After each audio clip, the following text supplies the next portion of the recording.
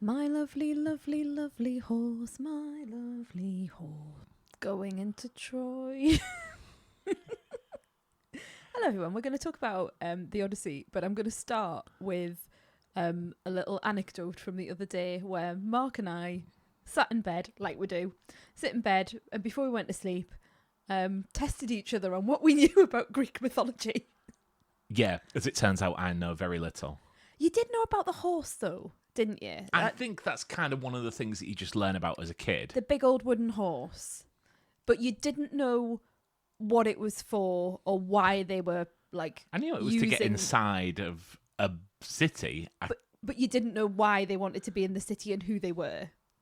No, not in the slightest. And then we spent a lot of time, like, with me going, Trojan, Troy, and putting the two together, which obviously was a wonderful night for you. Look, right, a lot of people know the classics, but do they know the name of the band that the kids in Hang Time got fake IDs to go see? No, they don't, Mark. They don't. Well, all I'm saying is the classics is in the eye of the beholder. Mm-hmm. We've just been watching Pepper Pots. The Pepper Pot. It was the Pepper Pots. Oh, right. Sorry, was I meant to ask you what they were? I'm just proving that I do know. Okay. I was about to go into an anecdote about another one about how we were just watching Top of the Pops, and it's Top of the Pops 2000 now. That's on BBC Two at the moment. And there's a band that's just been on called Point Break, and I watched. There's these three lads, and it was like this weird combination of they like all had masks on of presidents. Yeah, I was like, how did they get away with like being called Point Break? But anyway, because you can cut like I'm Point Break sure is a now, term. but I'm sure there's some sort of intellectual property thing. Anyway. By the by, we will get round with the Odyssey in a minute. By the by, I looked at one. I was like, I know you, and I was like, he's from Biker Grove. He's Noddy from Biker Grove, which is one of the first gay characters that was in children's television, if not the first, I thought. And obviously from round these parts where we're from, I went to school with various Biker Grovers. And also, friend of the podcast, Chris, went to school with Declan Donnelly. So there's a lot of Biker Grove in my sort of nostalgia core. Anyway. PJ, I can't see. That's not what he said. It's I cannot see, man, is the line. Duncan. Which one's Duncan? Which one's PJ? Oh, well, Duncan's Declan and PJ's aunt. Oh, okay. Anyway, this was my roundabout way of saying, yes, we know lots of ridiculous, like non-useful, one might say pointless knowledge, but we don't know the classics. So going into this, I knew tiny bits, like tiny little bits and pieces of things that I think I saw in, like, you know, the movies of old that were on a Sunday morning that had bits of Greek mythology in. And like I know about, this is probably not Greek mythology, but I know about like the Minotaur, and I know about, I think that probably is, you know, like the little skeletons that come. And we also, the other night when we were in bed talking about what do we know, we looked up the person who we thought was called Harry Harryhausen. Yes.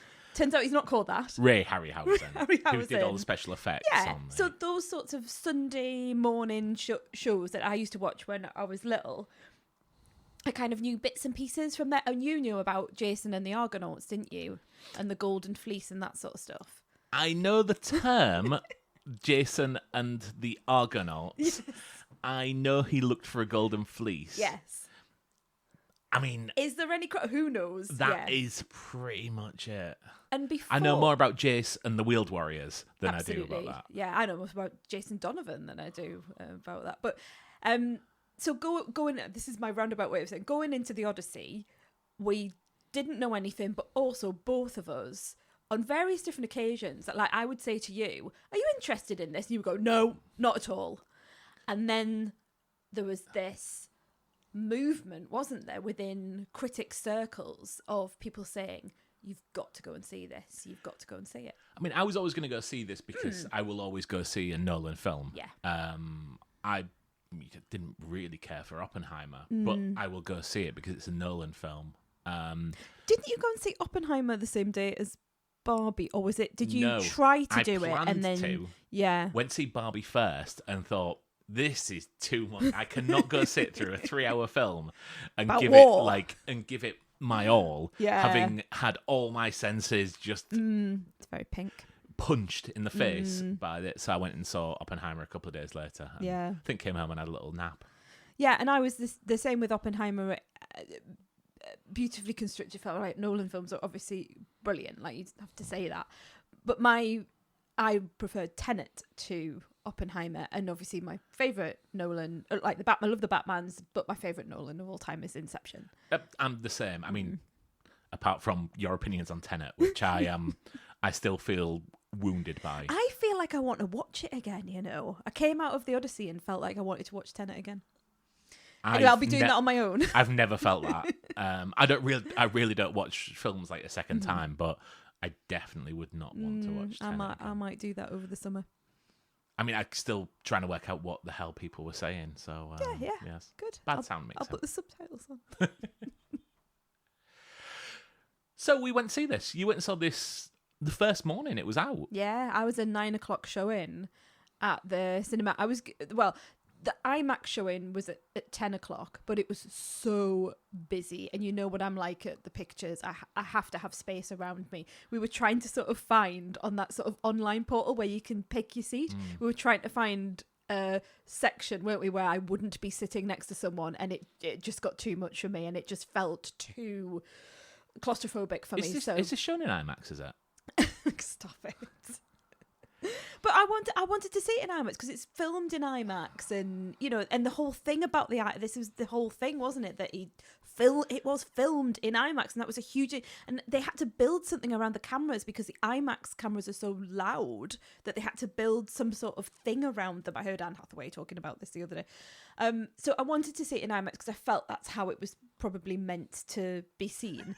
But what? Have you not seen the memes that are going around? No, I haven't. Yeah, so the meme is now, I'd like one ticket to see the Odyssey as Christopher Nolan intended. As Christopher Nolan intended, yeah, Yes. yeah. Well, I do feel like that, and I think as a creator and as a creative myself, like if that's the way you want people to take in your creation, then maybe that's the respect you show. But anyway, sorry, Christopher, I can't cope with that many people in the cinema. So I went to the 9:00 showing, which there was a handful of people in there, although many of them still eating hot dogs at 9:00 in the morning. And so many. And a side note, I know we talk about this all the time on the podcast, but side note, why can people not stop looking at their phones? This phone addiction thing, like, you don't have to research it. You just have to go to the pictures and then sit there in the dark and wait for everyone. And it's like demographically diverse. Everyone is getting their phone out. Apart from me. Doesn't help when Google are showing an advert on before a film of someone Googling the dresses in Devil Wears Prada 2, which you might not have seen. No, I don't think I did. No, yeah. So that was on straight before. That pissed me off every time I saw it. And they don't do that thing that they used to, you know, when they used to do those big warnings, which I, as a rule lover, loved. Well, this was like, actually... put your bloody phone away. This was actually what it was. So it was... some like Google saying, "I'll turn off your phone," right? But not but before also, a good 20 seconds of them showing like them searching for stuff. And here's it's like a QR code. I think for you've kind of got this to come the wrong side of this. I want someone standing at the bottom with a sniper. Yeah, no taser. No, just a waggly finger and an unhappy face. Right? I'd do it. Oh, it's my dream job. My dream job to be able to passively aggressively walk up to someone and go, "Excuse me, can you just put your phone away? Thank you." Because I will do that in the I'm happy to go up to people and do it. How many people did you tell off in this showing? I didn't tell off anyone. There we go. Because I was immersing myself in the film, but I did in my mind rehearse telling them off. But yeah, like to the left of me, just sitting on a phone, just on a phone. I could see a kid on the home screen, and I could see what time it was. Thankfully, there's someone sat next to her that blocked her out, but I could see the light shining. And then in front of me, hot dogs, popcorn, and possibly something else, because then 9:00 in the morning, putting her phone up in the air, like she was taking a photo, but it wasn't that. It was just, I can't see it very well. I just need to put it in front of my face. It's really dark in here. It's hard to... Anyway, so that's my rant over for this. So 9:00 show, and I got to see. You then went today? Yes. And I got a warning last night to go and see this in the clearest screen possible. Yeah, and that warning was from me. Yes. And I'm just grateful that was the only thing I said to you, because I'm so wanted to talk about this film. So I would see this on the Dolby screen in a nearby cinema. I get the feeling that someone's telling me that I should see this in IMAX because that's what everyone's telling me. I just felt, I'm happy to talk about it before we go into it. I just felt that the screen I was in was a smaller screen. It was at a local, it was an Odeon. It was a local Odeon. We've spoken before about sometimes our local Odeon, the screen is a little bit dark, or some screens are a little bit dark. And I was nervous that I potentially wasn't getting the best view and the best, I wouldn't say audio visual, although I thought the audio was great, but the best visual view of the film that I wanted. And I wanted to say to you, I don't want you to be in the position that I'm in where I'm sitting there going, if I was seeing this on a Dolby or an IMAX or not just screen 4 in the Odeon with 100 seats, maybe I wouldn't be thinking, oh, is that a bit dark, or oh, who is that? Yeah, I mean, this film has a lot of very dark sequences, and I think that this is made for Dolby. Even more so that I'm not seeing it in IMAX, but it feels to me I made the right choice having seen it. I love the Dolby Cinema Neros. It's incredibly, the contrast, the darks are black and the colours pop against it. And I think that really worked for me. Whereas in my view, the darks were muddy. Yes. The blacks were muddy. Which is muddy, one of the green, issues with standard projection. Whereas the I don't know what dual laser projection actually means, but I'm told that is what makes the blacks black. So definitely our recommendation is to go and see this in the best screen that you can. Why are you laughing? Isn't that the recommendation of every... No, I don't think it is. I genuinely... It's very rare that I would say something like that. Go see Minions and Monsters in the worst screen possible. No, it's not about worse.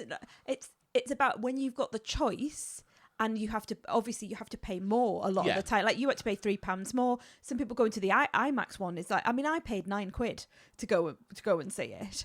And because it was a percentage off, there was a discount off because it was a 9 o'clock on a morning as well, on a weekday. It would definitely be much more than that if I had gone to the IMAX. Oh, I mean, if you go into, I was having a look to see how much the IMAX 70mm, which is exactly as Christopher Nolan intended, is. There's only 3 in the country, and they're about £25 each. Well, there we go. That's what I mean. Yeah. I wouldn't normally say, but if you're going to be spending money, then this is the time to do it. Yes. This would be my thing of if I had my time again, I would have gone to a different screening and paid more money. Okay. Mm-hmm. Let's talk about this film. We've rambled on forever as per usual.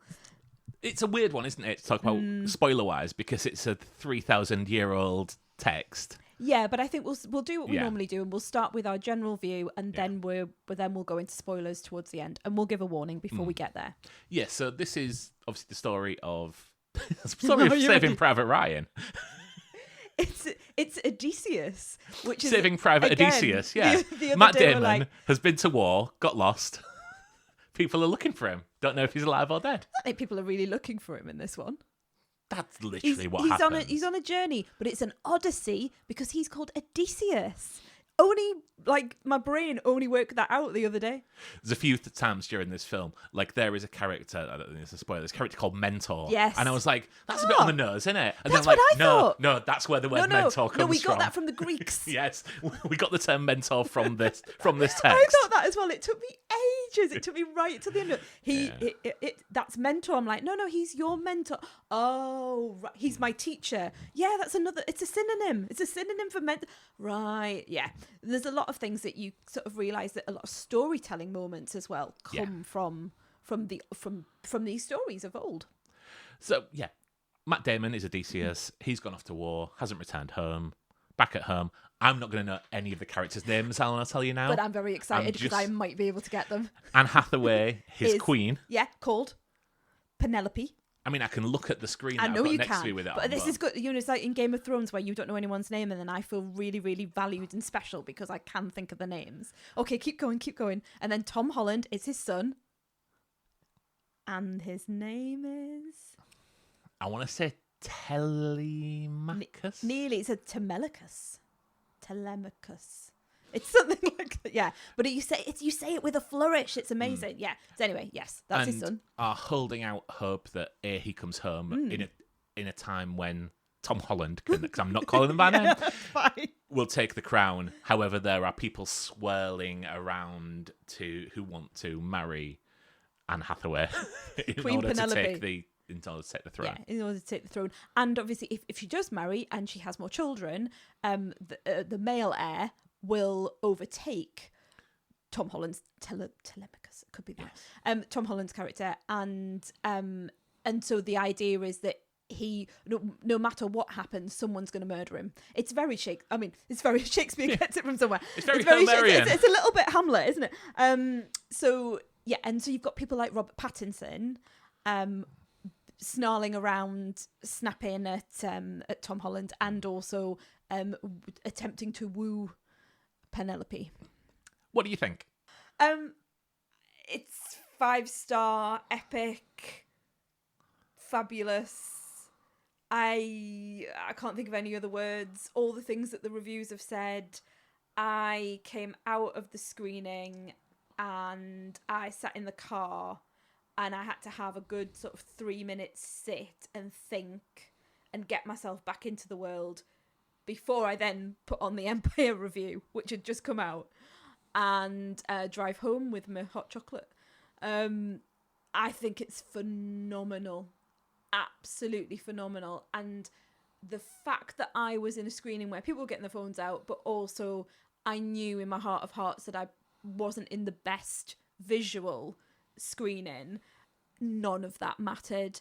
I was hooked from the beginning, and I remember thinking, like, it's a quiet screening, but people are a little bit and I've got these people to the left of me, I've got people in front of me, and there's like old men on their phones, and it might take me a while to settle into this. And I did think about moving, because I always think about moving seats, because then I see where all the free seats are and I think, oh, it'll be nicer over there, and I can't see anyone. But it was a map on the app. Yeah, this is when people come and sit. They just buy tickets at the front desk.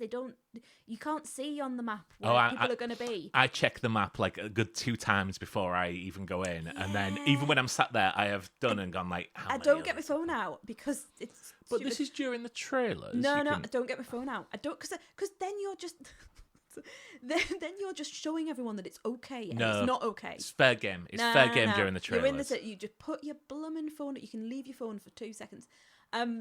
So all of that, I was thinking, it's going to take me a while to regulate, and it's going to take me a while to get into this, and it didn't. I was able to block all of that out, and that's hard for me. I was able to block everything out, all the smells, the sounds, the lights, and I was in it. I was absolutely in it.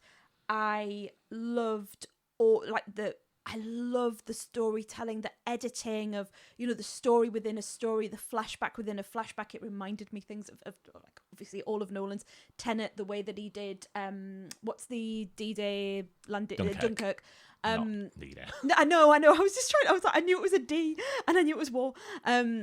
All of the way that he edit, I sat there and thought, my goodness, why can't I write like this? I really, really enjoyed it. It really reminded me of that Chronicles of Narnia bit where they go from one island to another, and there's like something on each. There's a Voyage of the Dawn Treader, and they meet new things at the island, and that was what was happening with Odysseus. He was going to new worlds and new places and finding. I love the idea of the gods. Like, it really did remind me of those shows, those 1970s, probably earlier productions like Jason and the Argonauts. It reminded a bit of, like, I used to love Sinbad. I used to love watching Sinbad when I was a kid. And yeah, I thought it was phenomenal. And the third act in particular, bringing it all back together again, there was a real sense of they say this in, like, when you're doing screenwriting, and when you read all the storytelling books and the narrative books, they say, you start with one scene and you end, you've got your opening scene and your closing scene, and they should mirror each other. And when I saw what was happening, I was like, oh, this is exactly how they tell you to do it in the books. I thought it was phenomenal. at the moment, this is like, for me, I think it is pure cinema. This is proper cinema, and Nolan clearly loves this story, and he's put absolutely everything into it. I thought it was a visual treat. I thought that the soundtrack I've been listening to, which was so bizarre and strange and modern but old, and I would go and see it again. From the fact that you've just let me rant there, and also your face, I feel you might not be on the same page as me. No, it's a brilliantly made film, and it's the kind of film that you get once every 5 years, and you just sit back and applaud the filmmaking of it. This isn't a film for me. Like, this isn't a film that I will go in looking forward to, even with Christopher Nolan's like reputation, his work that I've really enjoyed the most of up until now. When this film started, for the first 15 minutes, I thought, my God, I'm going to be here for 3 hours disliking this, because the first 15 minutes of this, I was just like, what the is going on? It's exposition on top of exposition on top of exposition, and it just seemed a very wordy world setting. And that might be what they have to do, but I wasn't enjoying it. And then we got to the first in a set piece, and I feel when you're talking about them going from island to island to island, I found that a negative, because it felt incredibly episodic, and we have Odysseus land on an island, something happening, Odysseus leaving the island, credits roll, we wait a week, and then on Sunday afternoon at 6:00 we would come back, and he comes to the next island, and it felt very, very... Some of them were amazing stories, and I think there's someone in this who, when I sat there watching it, was thinking, well, that's Best Supporting Actress sewn up for next year. Yeah. But I think I can understand why, I see why people are giving it a 5 stars, because why wouldn't you? Having said that, it's a 4-star film for my liking. Wow. And then my feeling is that that's not coming from sort of the direction and the visuals and the film. It's the story for you. In this episodic, it's the storytelling. It's the storytelling. Okay. I mean, I think there's 20 minutes you can cut out of this. They have cut out quite a lot, from what I understand. I think there's a lot of things that people say, oh, well, you didn't go to this island, or you didn't go to that bit, or there's this story that didn't happen. So he has cut it, but not as much for you. Like, there is a scene where they go onto an island, they meet a foe, and they turn around and they run away. Yes. And I'm like, run away. Give me my time back. Give me my time back.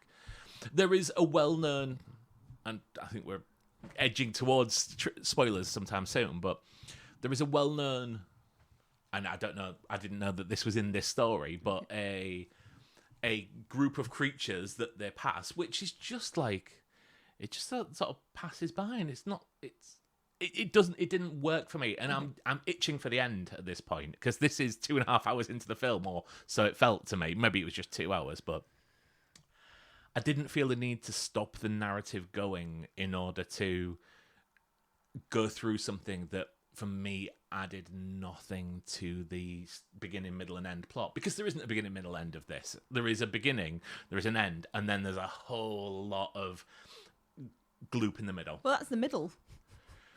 Okay, but the beginning is sort of 10 minutes. The end is kind of 15, and then there's I can't do the maths. There's 2 hours and something in the middle, which is just set piece after set piece, and that didn't work for me. But I can totally understand why people are raving about this being their film of the year. I wondered if that was going to be a sticking point for some people, because as I watched the film, I was thinking in the back of my head, oh, okay. Like, I think someone will say at some point, it's go to an island, run away, or it's, back to the boats and that sort of thing.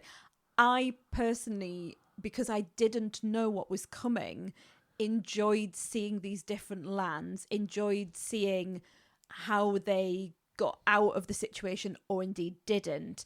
And I knew we were building up to, you know what's happened to Odyssey because of the timey-wimey stuff that they're doing. You know he's going to end, you're thinking, how is so-and-so, oh, look, there's this person who we're seeing all the time, but maybe he's not there at the end. Like, how is that going to happen? So I was waiting to see how different people were, the demise of different people. And that was compelling to me to understand, oh, well, what's going to happen to that character? Or are they going to be there at the end? Is it going to be that, it's these three that we're getting to know more, or is it going to be this, or is he going to be on his own? So I really like that storytelling device. And I also thought that every time they went somewhere and they encountered a foe, it was like a mini horror film. And the piece that you're talking about, which is actually quite short compared to the others, I thought I thought Matt Damon's acting in that scene was like Oscar worthy, and I felt very emotionally like triggered by what was happening in that scene. So I wouldn't want to get rid of that, and I would struggle to think what I would get rid of. Kill your darlings. I mean, that's what they say. That's what they say. I know. I just think, given the themes of the film, which I think it comes together at the end, this idea, it's the foibles of men and war and PTSD, but also what men will do in war and what good men in inverted commas will do. That worked for me because you had to see them in all of these different guises and then understand that, nice guys can do terrible things in war, Yeah, absolutely. Mm-hmm. So it all came together at the end for me. And I personally, and I hate a long film, I did not feel the time at all. You had a good moan about it when you got home. Did I? Yes. I think it's just generally because, like, if you go to the cinema at 9 and then you come home at 12:30, I'm like, well, my son's about to come home in 2 hours. I don't feel like I have sufficient respite. Can we just, before we go into spoilers, just say a word for this cast? Because I've had to zoom out on my screen from the Wikipedia page, which has the cast on it, because there are actors that I absolutely adore in everything they do that are stuck on the just other people at the bottom of the... I know. Which, such a small role. And, I mean, I say that as a positive and a negative, in that there are people in this film, some people who are heavily advertised, who have not a lot to do. I mean, there is... But... just it's person after person, isn't it? Yeah. I didn't know a lot of people who were in this film, and they just keep on popping up, and I'm like, oh wow, okay, yeah, and you're in it, are you? My favourite thing was to think, oh, have they been in a Nolan before? Because we know that Nolan likes to work with the same people. Yeah. And then if they are new, I'm like, oh, will they turn up in another one later? Because he gathers this guy. But my funniest thing, there's a guy called Logan Marshall Green that appears in the and he looks a lot like Tom Hardy. Oh. And we know, obviously, from Inception that like Tom Hardy plays a major character in Inception. And at one point, I did think, has he got Tom Hardy in to play this like this sort of small role? It's a named role, but a small role. And I was like, no, he's got Tom Hardy's lookalike to do it. Interestingly, I thought, have they got Aaron Taylor Johnson? But it was Logan Marshall Green. Yeah. So he looks so like him, especially in the dark as well, with like candle lighting as well. And I thought, oh, apparently it looks like two different Nolan. Is he meant? Did you kind of think, oh, bless him. Does he have a complex and now think, oh, was he trying to get like Tom Hardy or Aaron Taylor? Not Aaron Taylor-Joy. That's not No. Aaron Taylor-Johnson. Yes. In to play this part. But you're absolutely right. You've got. I mean, it is just cast of like I can't even think of the word. Just an amazing cast. You've got Elliot Page. You've got Samantha Morton. You've got Charlize Theron. John Leguizamo. Oh, the amazing John Leguizamo under prosthetics. And definitely like oldified up, but what a emotional, heartfelt role, which we know he can do. Obviously, you got your big hitters of Anne Hathaway, Tom Holland, Robert Pattinson, and And a little appearance from our wrestling friend, Travis Scott, who I didn't realise it was him, but he plays the role of the Bard. Which, Triggered me. Yeah. Triggered me. You said that? Because I said, Yeah. did you know Travis Scott was in this? Yeah, but I did. Was it not? No, I didn't good know he was for in you? it, but Yeah, I when knew you it was saw him. Yeah, I was like, oh, great. We're starting with like proper like story. Ooh, let me tell you the tale. straight of blah, back to blah, blah. WrestleMania 41 that he Yeah. single-handedly destroyed. Well, he didn't. He was just everything that was wrong with that. Yeah. I wanted Fane to come on and him to take 10 minutes to get down to the Honey, ring. we're not going to go into wrestling on this podcast. Okay. I refuse. But look, we've not mentioned Corey Hawkins, who's in this. No, yes, yeah. Mia Goth, who Yeah. I yes, mean, yeah. yeah, In just a tiny yeah. little role. Yeah. I mean, this is. I mean, John Bernthal. Oh yes, I forgot about you. Menelaus. Himesh Patel. Oh, Himesh Patel. I thought it was brilliant in this. Yeah. So it's just list, isn't And it? you know, Zendaya, one of the Oh, I forgot about one of the most Zendaya. bankable female actors in the world. Yeah. I forgot about Zendaya. And there'll be others as well. Like at one point, I thought one of the Skarsgårds was in it, but I don't think it is from looking at the. Nope. At the thing. Nope. There is a child in it who has the surname of Nolan, who I'm presuming is a Nolan. Not like I mean, you it know, will the be. Nolans, Yeah. but yeah, not like in the band. But, I'm in the mood exactly. for dancing. Yeah. Is that in the mood for dancing? Is that the Nolans? That's the Nolans. Okay, right, yeah. It's time to go to spoilers. If you are leaving us here, please go and see this film and then come back for spoilers, because I think it. I mean, let's face it. I've seen the numbers that this is expected to do. They don't need your money, but yeah, I think this is. Although this is not necessarily for me, I think it's testament to how much I enjoyed this and think it's a 4-star film, given I don't like these sort of films. You're not a historical sort of filmy person, are you? No, I mean, I was watching Johnny English last night. You were laughing your head off. Please don't tell me you gave that 4-star Who as knew? well. I didn't finish it. Okay. I'm going to finish it tonight after this. But yes, if you were leaving us here, thank you for listening, and we will see you next time. That horse is no way big enough to get all them people in. Didn't you think that it was a real... and I know we don't know the classics, and everything, but didn't you think it was a really interesting visual... You know, I can't think of the words, but like the visual of it in the sand, it so reminded me of the Statue of Liberty in Planet of the Apes. It really, really drew me back to that. Reminded me of the things in the Eternals, which I don't think of. The Colossus, I don't know. The Sentinels. I don't thought know it what was they're called. such an interesting idea of, you know, you wouldn't just have this wooden horse on wheels that everyone just went, oh, thanks for the horse. You know, that it was buried in the sand. It was, peeking out. It's horrible. And then you leave this single soldier behind, which later turns out to be, you know, the child that gets sent to the war when they're not meant to be. You know, and that link back of Sinon. Can I ask a question about that? Because to this hour, minute, and second, I don't really understand what happened with these sticks. I thought at the time that, I'm going to say, Robert Pattinson tried to take... Kid looks a lot like Robert Pattinson as well. The kid that they found. Oh, yeah, definitely. Young Robert Pattinson's character. Yeah. I thought he tried to take the stick of Elliot Page. Okay. So that just because he was older and to say I will volunteer a tribute, and then Odysseus came over and swapped him back and said, "No, I'll take this lad." So my reading of it, which is going to be interesting, isn't it, that we both got different... My reading of it is that Robert Pattinson pulled the one to send him to war. He's going to be tribute, and he swaps it with Elliot Page's character, and Elliot Page gets to go, but he whispers in... He says something about, I will look after your family, or something like that, to the father. That makes more sense.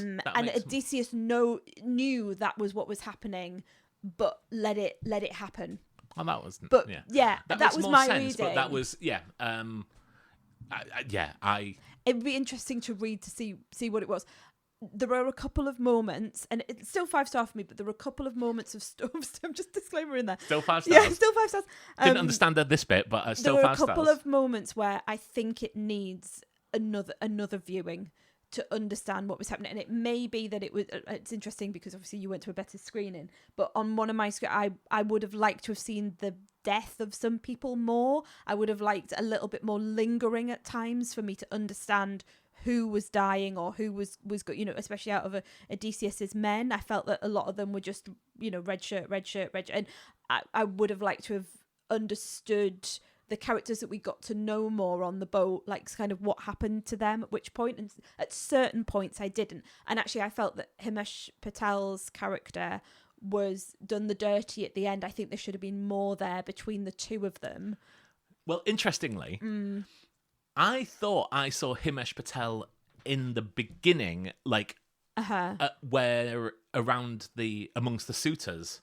Right. So okay. I was expecting him to head home. Him, yeah. And I was like, I can't, because I didn't know Himesh Patel was in this. I was like, oh, there's Himesh Patel. Mm-hmm. Now, whether it was something cutting between like two an edit. timelines, and clearly he was there at one point when it was in a scene. I think that's probably right. I spent the entire, it's either on me or the filmmaker. There's a lot of people to get, especially with his men on the boat. There's a lot of people to get to know, and I think it will get better the more that I know you'll never watch it again, but I will. Nah, well, I will watch it again, and I think I'll really benefit from that. But I have heard I've listened to a couple of reviews now, and one of the things that people do grumble about is that there are moments of storytelling that they're just not quite sure what happened there, and that's one of them. 5 stars, everyone. 5 stars. Yeah. It doesn't take it away from me, because I think it's what I love about Nolan's films, and I know you really struggle. It's not a perfect film by definition. You struggle, I think, with that first 15 minutes that you said.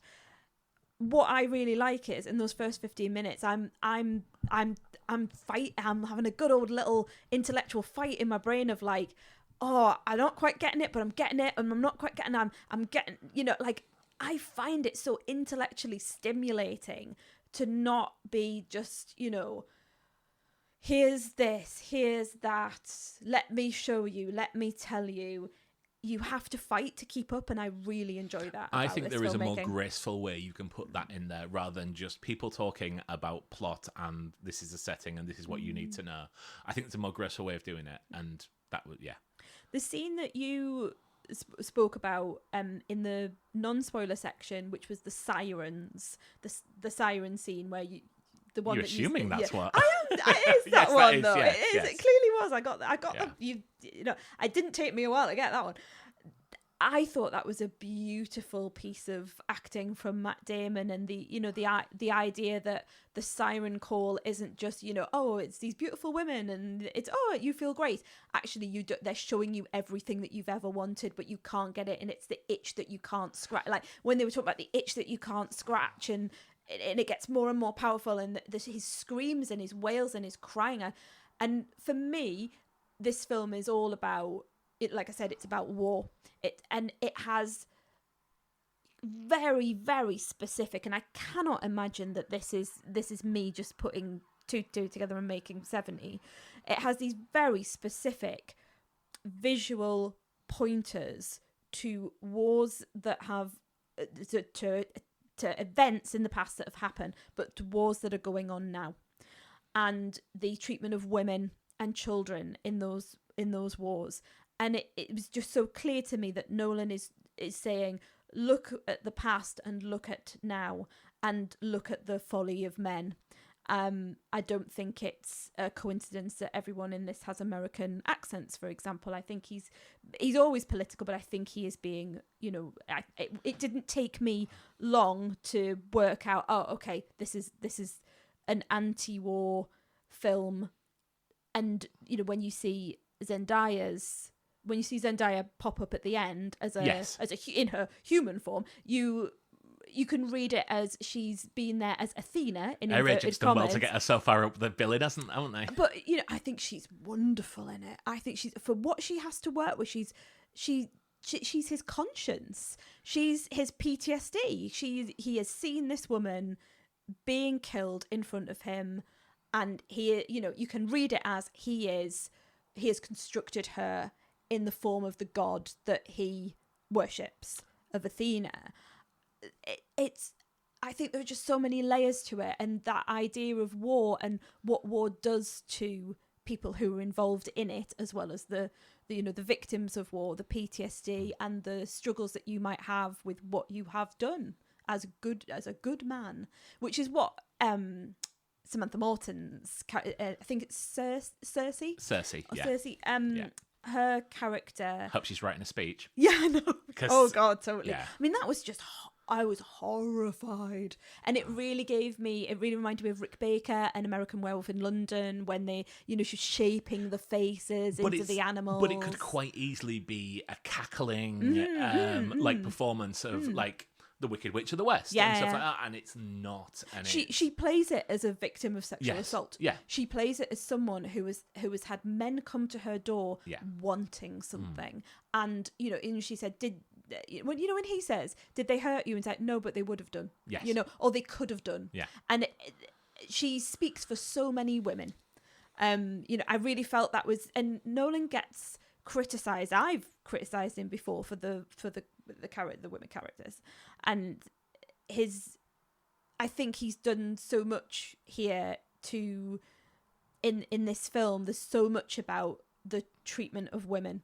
And all of those things that I've just spoken about, that was very resonant to me. Yeah, I mean, Anne Hathaway could also be Best Leading Actress. I think the role probably sits within Best Supporting Actress, but they will promote her as the leading actress. It's a shame she's behind a screen quite a lot. That pissed me off a little bit, that and I understand why. It's a shame but then when she does have something to, she's essentially saying, why do you get to be king just because you got a beard? I've sat on this for 20 years. I have sorted this kingdom, and it's the story of so many women in power, isn't it? Yeah. I have a slight criticism. One of my favourite scenes in it, the thing that kind of won me around, was the Cyclops scene, and it is that I didn't know it was coming. They're in a cave, and then you hear it go, and then you see it, and like that hand coming out of nowhere. Yeah. Really, really worked. I don't know what it was like for you with your muddy screen, but it just worked perfectly with the contrast and everything there. I thought we saw too much of the Cyclops. Okay, yeah, because it was sort of shaded every now and again, but the eye in the middle really did look CGI eye in the middle, didn't it? Yeah. And I think it is a person who was playing the. Yes, I looked up, it says Bill Irwin. Yes. And he was playing the role of the Cyclops, and I think therefore the mixture of the real and the CGI just didn't quite. It looked CGI. Yeah. It didn't look modern CGI. It looked like 2003 CGI. Whereas the I don't know what they are. They do have a long name beginning with L, like the Olympians. The ones that was like knights, like futuristic knights. Do you remember this? Yeah, with the giants. The giants, yeah. But they had all the silver on them. Yeah, they came along, they saw them, and then they ran away, and then we carried on with the film. Yes. I thought they looked amazing. I think the visual, like the comparison with the old boat and the futuristic metal. Mark's doing a cutting action, by the way. That would have been 10 minutes that we could have got back. Thank you. But I love the visual of that. You are right. They looked amazing, and that would have been CGI. Yeah. So yeah, I think it would have been. They were just people in armor. Yeah, but they were very big. Yeah, but you can do that with perspective. Like Gandalf is not CGI. No, fair enough. I'm trying to think if there was anything else. So we had like Cersei, the Cyclops, the Sirens, the metal people. I can't think of and then at the end, obviously, they have the cattle, which is bad. Apollo's cattle. Various whirlpools and other things. But they do move that on quite quickly. Oh, Hades. That was the other scene I loved, when he went to Hades and the dead. So, because up to that point, I was thinking, this is because I did have a bit of a cry in the middle of it because the theme spoke to me. And I don't laugh at my theme speaking to me. I was about to say. I had a cry in the middle, but only because my bum was getting numb and I in the sea. Feel the length. Yes, so I thought, and partway through my little brain went to me, this is a film about death. It's a film about death, and obviously you know that would do it for me. Yes. And I love scenes of like the underworld, the dead coming back to speak to you, you know, the dead having a reason, you know, lots of storytell motives of they've come back for a reason, they're going to tell you something. And I thought it was beautifully rendered, because usually like it's Hades, it's the underworld, but this wasn't. This was just, you know, the person who was wearing essentially the blindfold over their eyes and speak. I think that was meant to be Hades. And then you've got Elliot Page coming through, but all the other, you know, all the other men that they haven't buried, and it's a motif that this, you know, you've got to bury the dead otherwise, you know. And I loved seeing all of that. I did spend a lot of time going, right, which one of these people is yeah. this? And Yeah. I feel I was meant to know who these people were, and I didn't, apart from Elliot Page, because that's an actor who I recognise. Yeah. Like the big Agamemnon. Yes. So now that's that when he's wearing that helmet, that visual, and he's walking into amazing. I don't know, but what? I don't really know. He just kind of appeared at the doors. Yeah, and I don't know who he was. You've seen him before, and you've been told that by John Bernthal who he is, and it's already been set up earlier on that he came back from the war. He's the big king. He's the king of all the kings, right?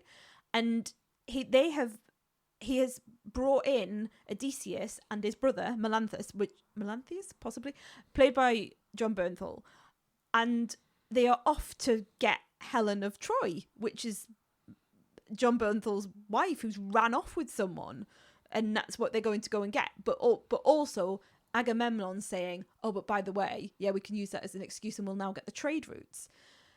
So he's the big bad, essentially. I didn't know why they were going to Troy. Yeah.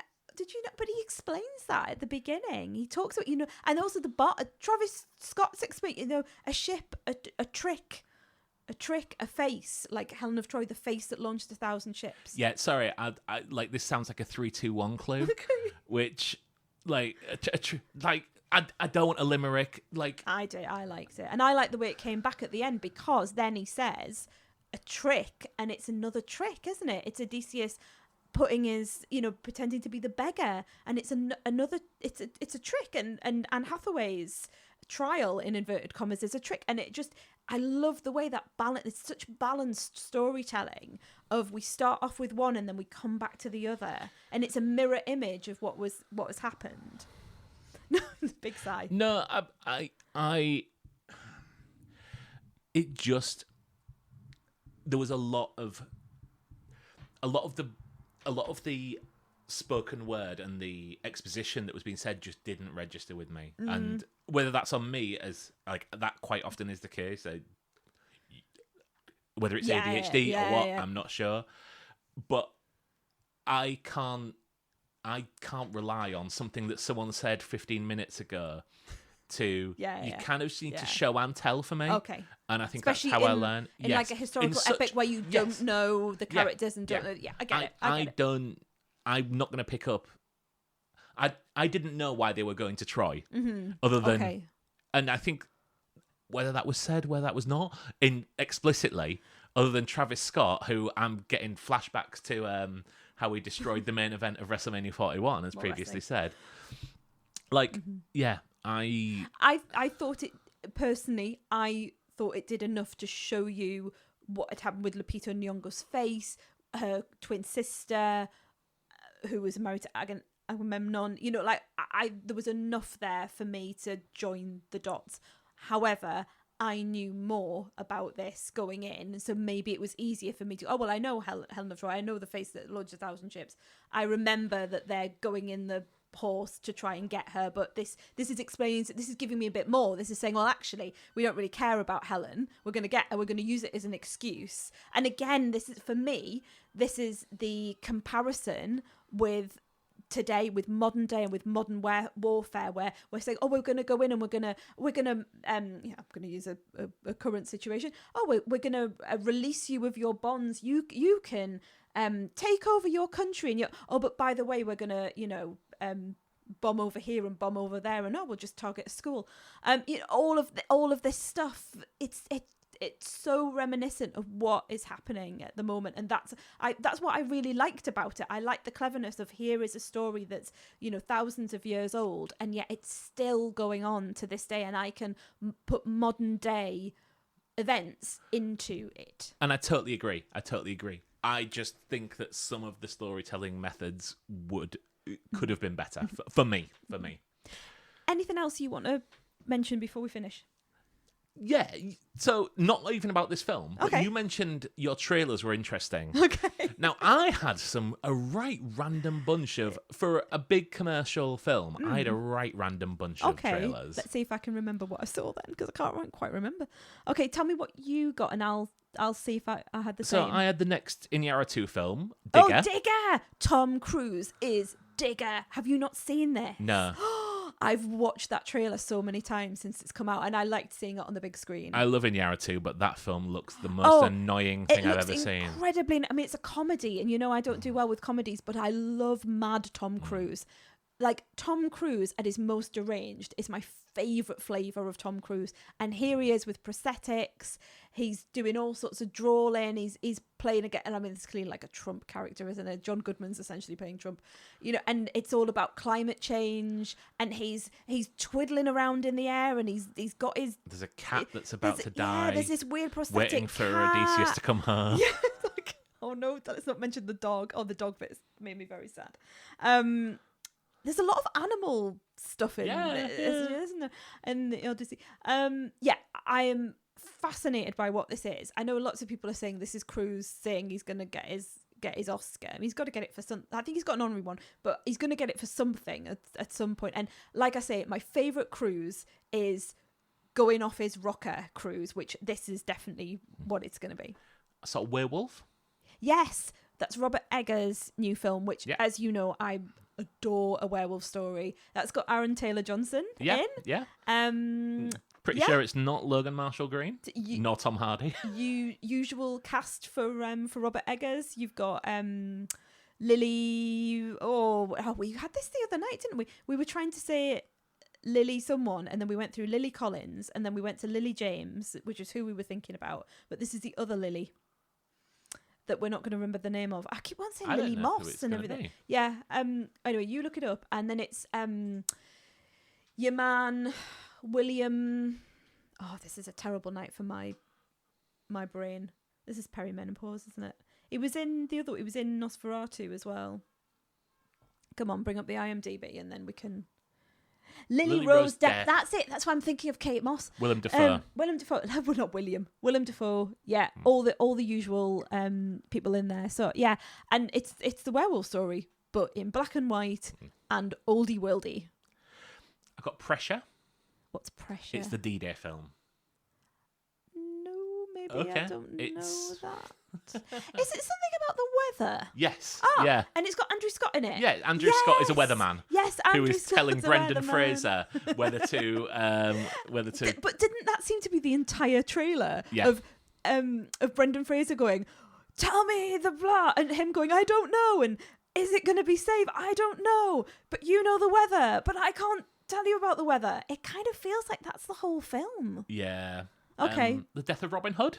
Yes, I saw that. Yeah, we're having the same trailers. Yeah, so I had seen this before because I love the Robin Hood story. It's one of my favourite stories. But I wasn't aware of like this sort of like this end of life tale.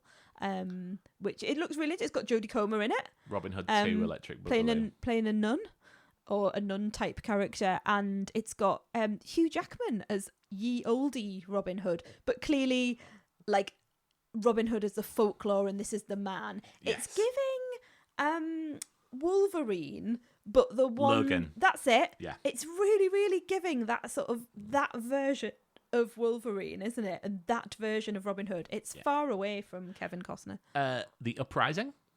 You're gonna have to tell me about that one. That one's so this is the deposing of Charles II. Oh, really? Yes. Do you mean Charles I? I thought that, but then I saw someone say Charles II. It can't be Charles II. Charles II didn't get deposed. It has to be Charles. Charles I got his head chopped off. Was he young? No, he was like a middle-aged. Right, okay. We're going to look this up. I thought... You're really good with your kings and queens. Yeah, which is weird, isn't it? I'm surprised. Is it not like... It's Andrew Garfield. Is it not like... Oh, I don't It's think... Richard II. Oh, It's okay. 14th Yes, century. the young... So, the young Richard II. Not Charles II. Yeah. Is it like the Peasants' Revolt or something like that? That's kind of what it felt like to me. Plague-ravaged 14th century England, the peasant triggers a rebellion against King Richard II and intentionally becomes a legend of resistance. Which kind of, again... It's green grass. It's, it was giving me Robin Hood vibes. Yeah. Again. Yeah. Yeah. I'm not sure if I'm... You know what? The people eating the hot dogs in front of me, after they saw that, one turned, the other went, no. And I did think, maybe. And then I'm not quite in for it either. And you know I love a historical. And then the film that I'm most likely to go see out of any of these, The Dog Stars. The Dog Stars. Yes. Okay, again, you're going to have to remind me of that. Which is is it Ridley Scott doing zombies. Yeah. Again. So Ridley from around these parts must do it. Go and see everything that 28 days later, The Dog Stars. It did feel like that, didn't it? And I did look at it and go, I have seen this before. With Jacob Elordi, Margaret Qualley, and Josh Brolin. It was giving me Legend. It was giving me not that one. I Am Legend. Yes, thank you. Not that Tom Cruise. He's playing a little elf. And not Tom Hardy as the craze. Yes. Oh yeah, there's a lot of chat for Tom Hardy tonight, isn't it? Yeah, I have to say, obviously it's Ridley Scott, like obviously big legend in these parts, and I will go and see his work. But I did feel like I've kind of seen all the zombie, end of the world films, and I don't know if I'm just. I just don't think I can be bothered anymore. Have you seen The Burn Temple? No, I'm waiting for it to come on one of our streaming services. Okay. I'm sure it'll come on soon because it has been on the pay for a long time. Okay. But yeah. I don't know what it is at the moment, but I'm finding myself, I'm finding it quite hard now to watch the darker things. I don't know whether it's because I can imagine the darker things happening more and it feels more at my door. And also, like, as a parent as well, like, I've got an awful imagination, and when I say that, I don't mean like, oh, I can't imagine things. I can imagine things too much, and I can get a real intrusive thought in my brain where I play out, what would happen if the zombies came. Like when you've got a child who's a wheelchair user, who's nonverbal, all of these things like play out in your head. Like if there's a war, what would every time something sort of shit happens, I play out how that would affect us as a family with a disabled child. And I don't know whether it's just got a bit too much for me at the minute, that I don't need another thing to be in my brain for me to play out that scenario. So yeah, maybe I will end up going and seeing Andrew Garfield fighting against King Richard II, because I won't be able to put myself in that position. I think that's it. That is it. Well, thank you for listening to this long. Thank you. I thought this would be a quick one, but we're 58 minutes. Thank you for staying with us on this Odyssey. It's good, isn't it? It's a Marquessy. And an Elenacy. Right, we need to go now before everyone leaves. Thanks very much, everyone. And we'll see you next time. See you next time. Bye.